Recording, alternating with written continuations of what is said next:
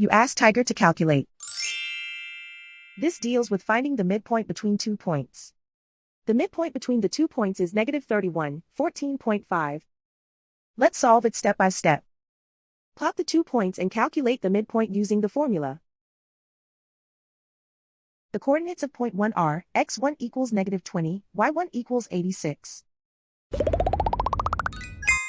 The coordinates of point 2 are x2 equals -42, y2 equals -57.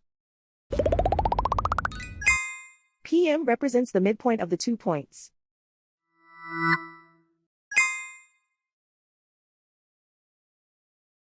Use the x values in the midpoint formula to find the midpoints x. x1 equals -20.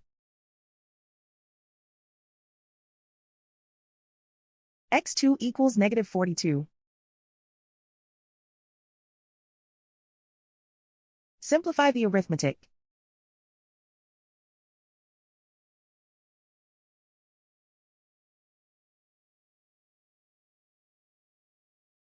Use the y values in the midpoint formula to find the midpoints y. y1 equals 86. y2 equals -57. Simplify the arithmetic.